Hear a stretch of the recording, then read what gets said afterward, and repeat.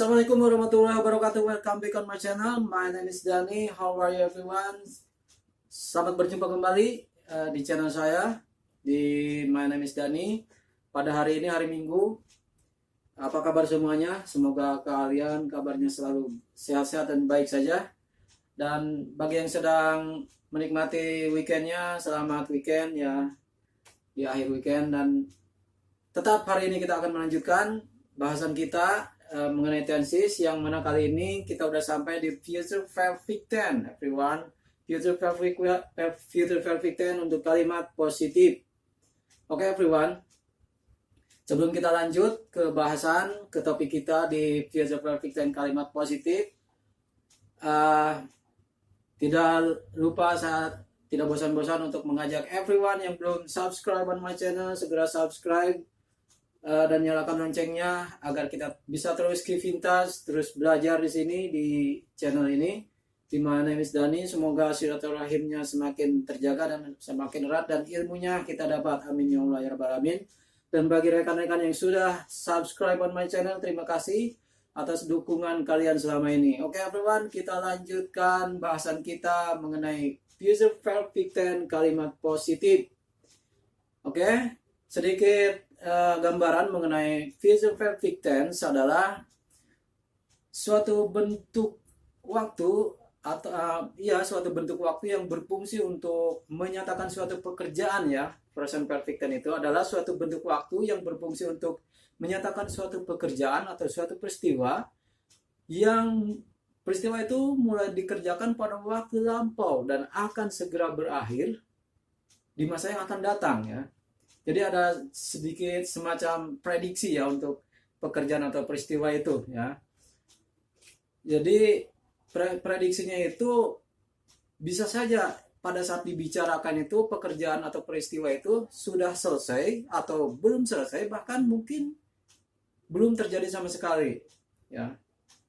Seperti itu ya everyone. Mungkin agak bingung. Oke, untuk lebih mempermudah lagi kita lanjutkan saja ya ke bahasan berikutnya untuk lebih memperdalam agar tidak bingung dengan sedikit gambaran mengenai future perfect tense tadi ya. Yang mana kita akan coba untuk mempermudahnya diterapkan di contoh-contoh kalimat ya yang akan saya bahas kali ini. Oke everyone. Di future perfect tense ini untuk kalimat positif ya, di sini udah saya persiapkan formula yang mana rumus dari future perfect tense di sini ada dua rumus ya. Yang pertama formulanya untuk nominal dan verbal. Untuk nominal itu suatu bentuk waktu yang non verb atau tidak mengandung unsur kata kerja ya, nominal itu. Contohnya seperti ini rumusnya. Subject, will, shall, have plus been plus time form. Itu untuk nominal yang suatu bentuk yang tidak mengandung unsur kata kerja. Dan rumus yang mengandung kata kerja tentu adalah verbal, subject, will, shall, have, verb 3, dan time form. Oke, diulang lagi bahwa rumus yang digunakan dalam future perfect tense ini ada dua macam, yang mana untuk nominal dan verbal. Nominal itu adalah suatu bentuk waktu yang tidak mengandung unsur kata kerja ya. Dan untuk verbal adalah suatu bentuk waktu yang mengandung unsur kata kerja tentunya ya. Dan di sini untuk time form yang biasa digunakan untuk future perfect tense ya. Seperti ini contohnya. By 6 p.m. ya, by 6 p.m., by afternoon, by next week, by Sunday, by tomorrow, by next month, by next year ya. Sini menjelang jam 6 sore, menjelang siang, menjelang minggu depan, menjelang hari Minggu, menjelang besok, menjelang bulan depan, menjelang tahun depan ya. By next year itu yang biasa digunakan untuk time form di future perfect tense. Dan untuk auxiliary verb yang digunakan di sini ya, atau kata kerja bantu untuk have di sini ya, untuk semua subjek berlakunya I, you, we, they, he, she, it ya, baik untuk singular dan plural Di sini have ini digunakan untuk semua subjek ya. Dalam positif, negatif, dan interrogatif tentunya. Have. Jadi I have, you have, they have, he have, she have, it have. Itu digunakan untuk semua subjek. Dan untuk kata kerjanya di sini digunakan kata kerja bentuk ketiga. Ingat, kata kerja bentuk ketiga semuanya untuk semua kalimat. Jadi untuk setiap tenses yang mengandung kata perfect ya, perfect tense ya, baik present perfect ya, past perfect,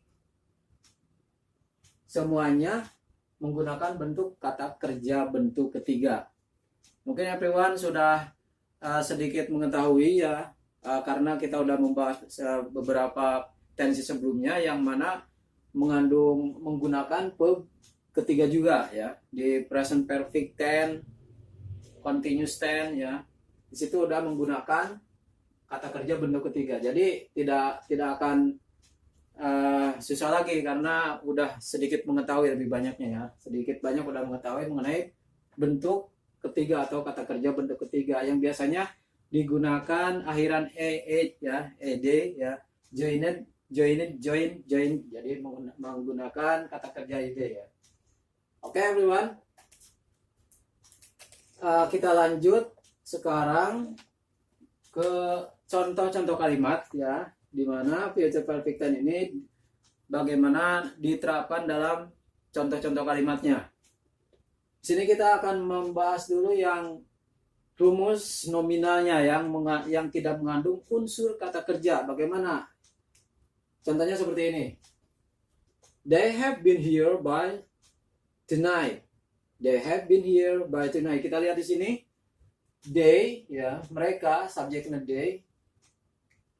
Ya, have been ya. Di sini udah masuk have dan been. Oke.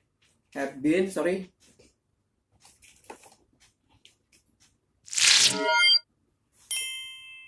Have been. Nah, di sini tidak kita temui kata kerjanya yang mana, tidak ada kata kerja, tidak ada unsur kata kerja. They have been here by tonight. Mereka akan berada di sini menjelang malam nanti. Nah, di sini have been here ya, menerangkan bahwa atau memprediksi bahwa mereka itu akan tiba ya, akan datang, akan berada di sini menjelang malam nanti ya. They have been here by tonight. Jadi cuman menerangkan saja ya, menerangkan atau memprediksi, tidak ada kata kerjanya di sini. Oke, itu untuk contoh dari nominal ya, yang tidak mengandung unsur kata kerjanya. Oke. Sekarang kita lanjut ke contoh-contoh kalimat yang verbal ya. Kita menggunakan subjek I di sini. I will have finished my homework by tomorrow morning. Kita lihat di sini. I will ya, subjeknya I, sini will ya. Ini auxiliary-nya, auxiliary verbnya have dan di sini auxiliary-nya will have. Finished, nah di sini adalah kata kerja bentuk ketiganya, yang mana bentuk pertamanya adalah finish, diakhiri dengan ed ya.